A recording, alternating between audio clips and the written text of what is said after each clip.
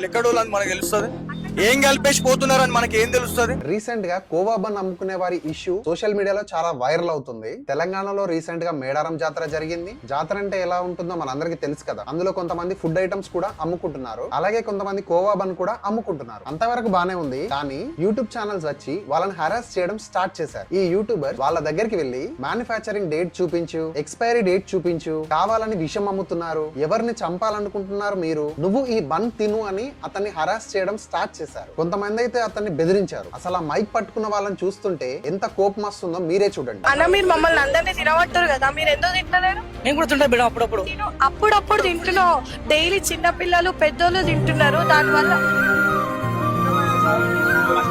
ఆ మైక్ పట్టుకున్న వాళ్ళ బిహేవియర్ చూస్తే మీకు కూడా కోపం వస్తుంది. అసలు ఆ రైట్స్ వాళ్ళకి ఎవరిచ్చారు? మైక్ దొరికింది కదా అని ప్రాపర్ ప్రూఫ్స్ లేకుండా రోడ్డు పైన ఒక పర్సన్ ఇష్టం ఉన్నట్టు అనడానికి మీరు ఎవరు? చేతిలో మైక్ ఉంటే నువ్వేమైనా పెద్ద తోపా? ఇండియాలో FSSAI ఉంది, food safety and standards act కూడా ఉంది, food safety and standards authority of India ఉంది. ఫుడ్ సేఫ్టీ మాస్టర్ మాత్రమే ఫుడ్ ఇన్స్పెక్షన్ చేయాలి, శాంపిల్స్ కలెక్ట్ చేసి వెండర్స్ ని అఫీషియల్ గా క్వశ్చన్ చేయాలి, తేడా ఉంటే ఫైన్స్ వేయాలి, స్టాల్స్ ని క్లోజ్ చేయాలి. ఇవన్నీ ఫుడ్ సేఫ్టీ ఆఫీసర్ పనులు, ఒక రిపోర్టర్ పని కాదు, ఒక యూట్యూబర్ పని కూడా కాదు. దీని మీద మీకు ఏ లీగల్ అథారిటీ ఉంది? రిపోర్టర్ గా మీ పని ఏంటి? అక్కడ తప్పు జరుగుతుంది అనిపిస్తే రికార్డ్ చేయి, వెళ్ళి పొలైట్ గా అడగండి, నువ్వు తెలుసుకున్న నిజాలు, నీ కన్సర్న్స్ అన్ని రేస్ చేయి. నీకు మరీ అంత సోషల్ రెస్పాన్సిబిలిటీ ఉంటే వెళ్ళి లోకల్ మున్సిపాలిటీ అథారిటీకి కంప్లైంట్ చేయి, ఫుడ్ సేఫ్టీ డిపార్ట్మెంట్ కి కూడా కంప్లైంట్ చేయి. వాళ్ళు యాక్షన్ తీసుకోకపోతే నీ జర్నలిజం సత్తా చూపించు. ఈ మధ్య కొంతమందికి ఇది ఫ్యాషన్ అయిపోయింది, లాని వాళ్ళ చేతిలోకి తీసుకుంటున్నారు, మోరల్ పాలసింగ్ చేస్తున్నారు. అడిగేవారు లేరని ధైర్యమా? అమ్ముకునే వాడి దగ్గరికి వెళ్ళి బన్ను తిను తిను అని ఫోర్స్ చేస్తున్నారు.